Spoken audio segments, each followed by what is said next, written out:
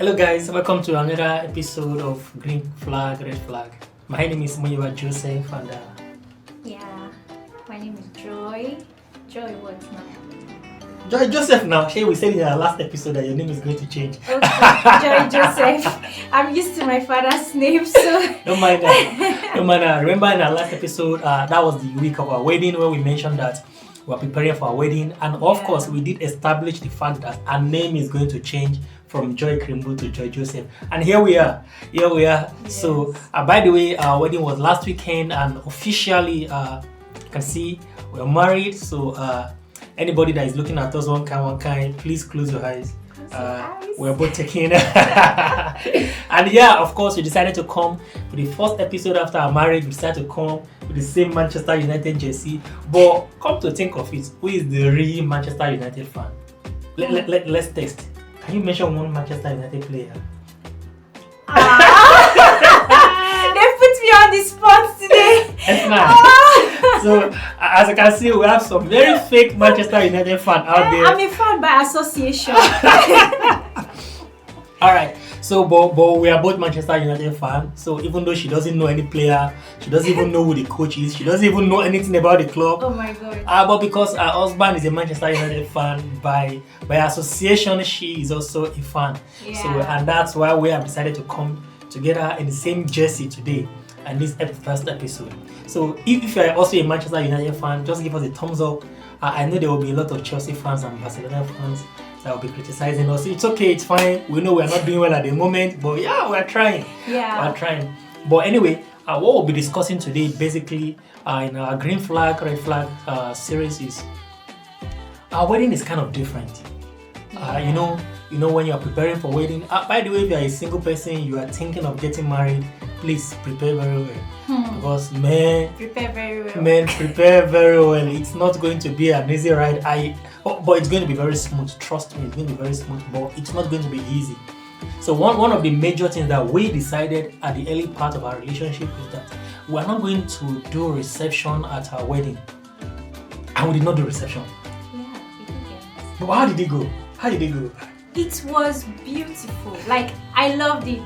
That's just the truth. But the simple fact is that a lot of people felt disappointed. I think a lot of people felt disappointed. You know, when they receive their happy and we tell them, sorry, no reception, they'll be like, no. Why can't you do it? Why?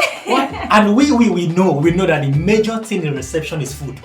Yes. It's food. And we said, okay, we didn't want reception, but we'll provide food. There will be food for everybody to eat. In fact, there was lot of food. Compared to some weddings where they do receptions. In fact, I was hearing a few days back that they had to return some food back to us from the caterer. Yes. And the food was in excess. There was excess food.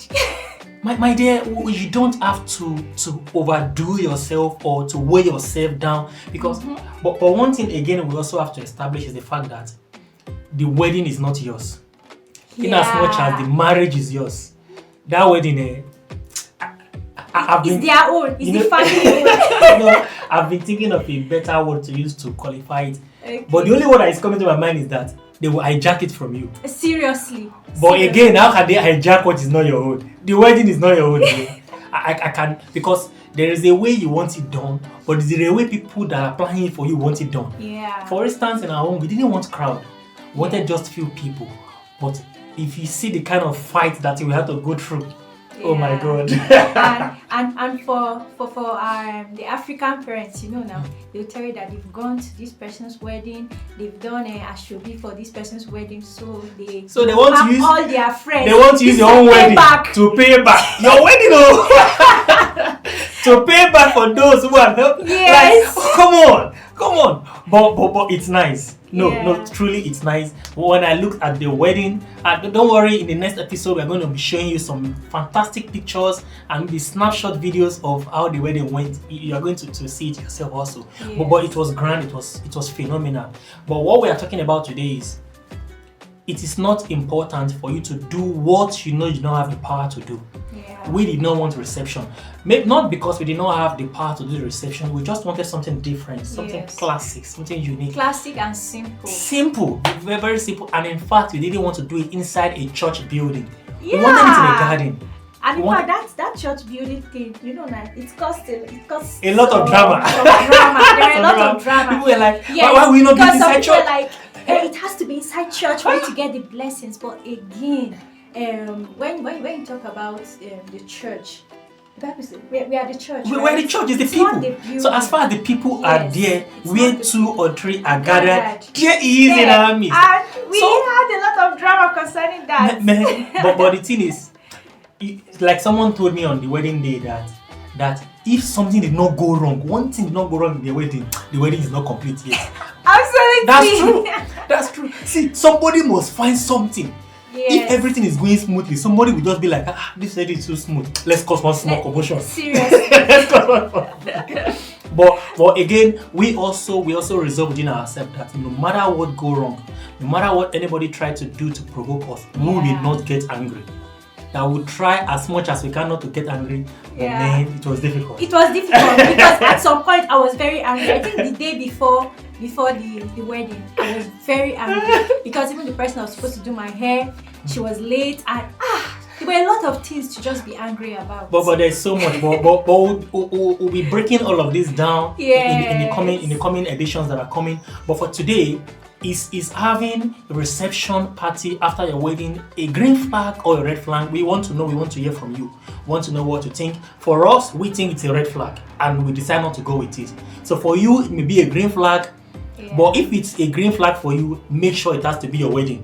Because for a lot of people in our family, it was green flag for them, and it's our wedding, and we will say that's a red flag. So if you are going for green flag, it has to be your wedding, and we want to know the reason.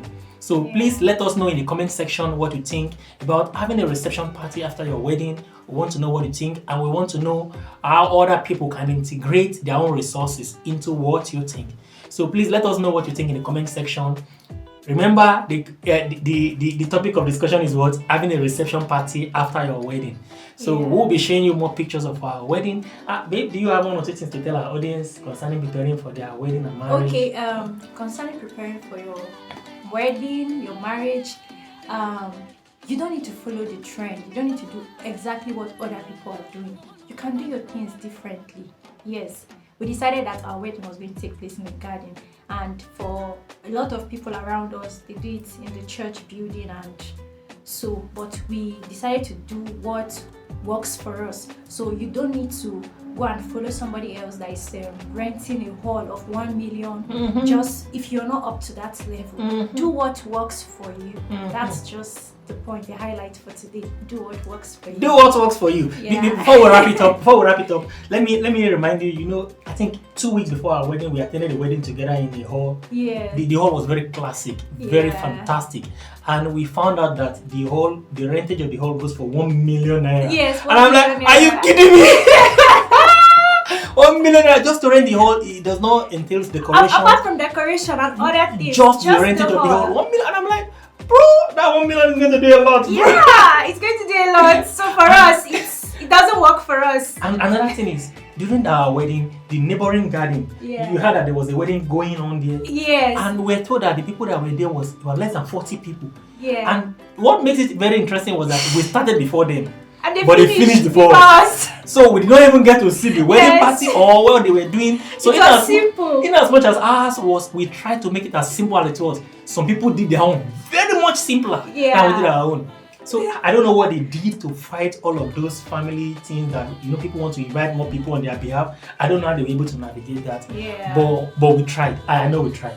We tried. We really tried. We tried. It's not easy. But one thing we just have to establish is that in as much as you are preparing for your wedding, please prepare more for the marriage, because that is what you have power over. You see that wedding, you have no power over it. Let me advise you. It's their own. Just leave it for them. Let them do it however they want to do it. Then you build your marriage in a godly way that you know that God has enabled you to build it. Do you understand that? So, but like my wife has rightly said, do what works for you. Absolutely. Don't do what other people are doing. If you can do what other people are doing, you can do it effectively. Fantastic. But if you can't do it, make sure you do what works for you. Till we see you in our next series. Don't forget, this is green flag, red flag. Let us know in the comment section. Reception, is it green flag for you or is it red flag? See you